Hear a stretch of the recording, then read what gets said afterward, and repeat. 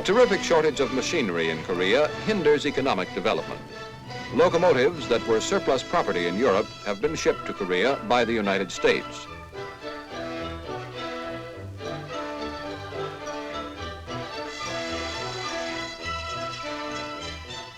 During the war, machinery was taken from Korea to Japan, and what remained has badly deteriorated. This is the first of 100 locomotives presented to the Korean government by the United States. The country's transportation system has been improved by merging the 3 privately owned railroads into one national system. Although Korea lacks machine tools, it is producing whatever it can. This locomotive is the first turned out in Korea's shops. Koreans were rightfully proud of this feat. For the first time, they had acted in a supervisory capacity in heavy industry, a role formerly filled exclusively by the Japanese. Besides rebuilding and reorganizing the railroad system, Korea is giving attention to another channel of transportation, its roads. Part of a large public works program is the building of a 320-mile all-weather highway crossing from the north to the south of the American zone. Some of the road is hard-surfaced, but mostly it is a 21-foot wide, first-class gravel road.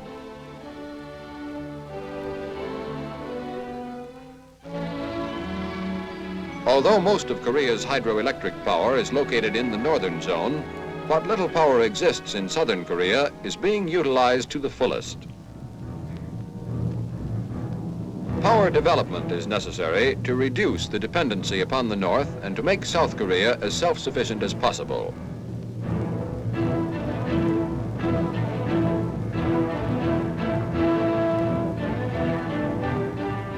A shortage of replacement parts continues to hinder industrial recovery.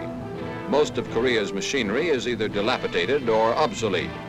The majority of Korea's industrial plants were built to use Japanese-designed and produced machinery, requiring replacement and spare parts from Japan.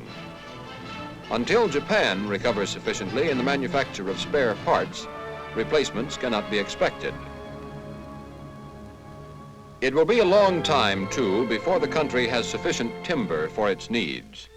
Each year during tree planting week, young trees are planted on Korea's barren hills. In the past, Korea's forests had been badly damaged. Timber had been cut for fuel, and some nursery areas had been converted into crops to provide food.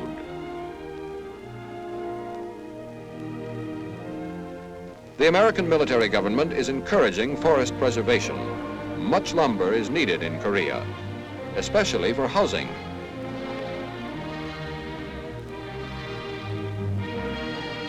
Prefabricated houses at low cost have been planned under the American administration. The designs utilize the most up-to-date methods of home construction while preserving some of the spirit of Korean architecture of the past. Work is proceeding as rapidly as possible, dependent upon availability of new materials. The housing program provides homes for the homeless as well as employment to many thousands. Refugee farmers will be established in these homes and provided with small tracts of farmland nearby.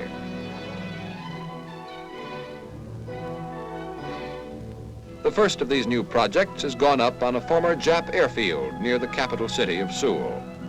In such housing developments as these, there is hope for sturdy and wholesome community life throughout Korea.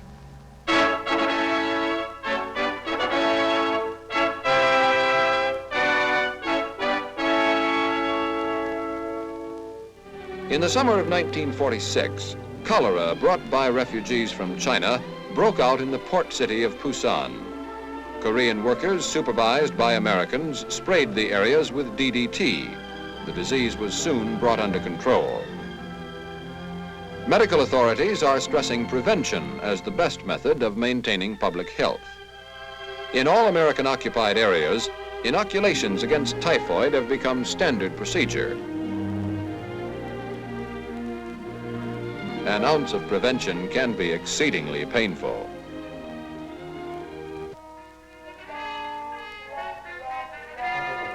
More nurses are being trained than ever before. the nursing profession is being given prestige in an attempt to raise health standards.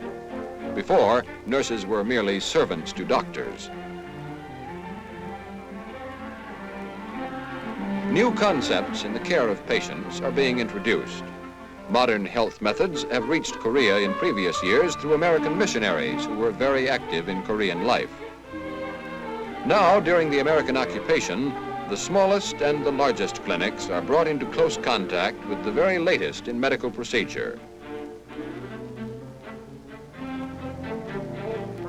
Babies are getting very special care.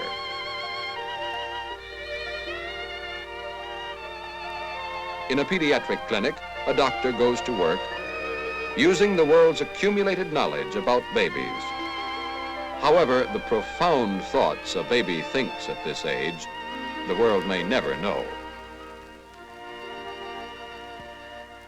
The military government is helping in the retraining of a Korean police force along Western lines. When the Japanese police had been removed, and with them the much-hated thought control section, replacements were needed quickly. Training for police work goes on at a new National Police Academy. School facilities have grown to a point where classes of 1,450 policemen have been graduated every 5 weeks.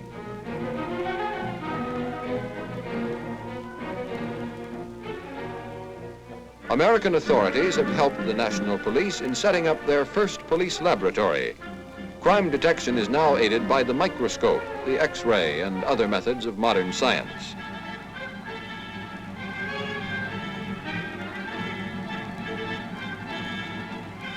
A women's division of the National Police has been organized and new recruits are being trained. They will be concerned primarily with all problems affecting women and children.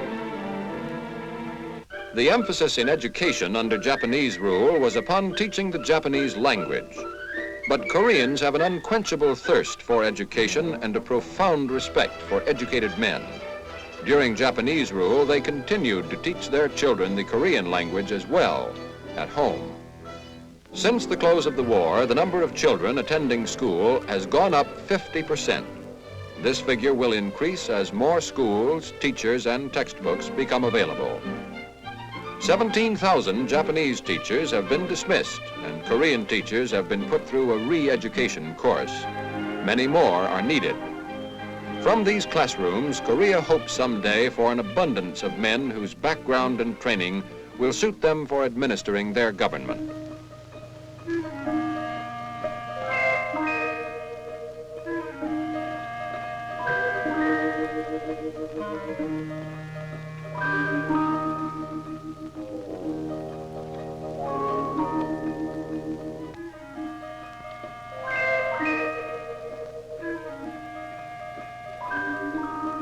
Korean children are among the most fun-loving in the world.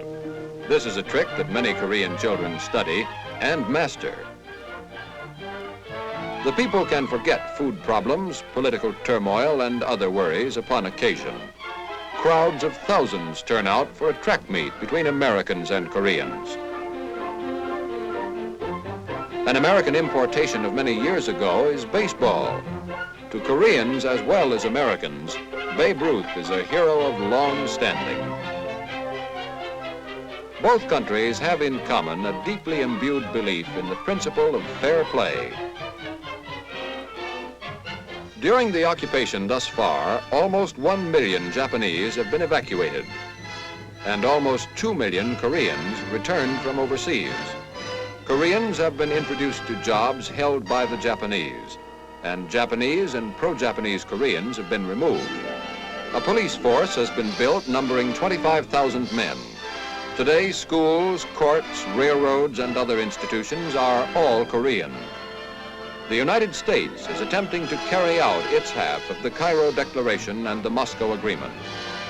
It hopes to make Korea a free and independent land where democracy can live and flourish.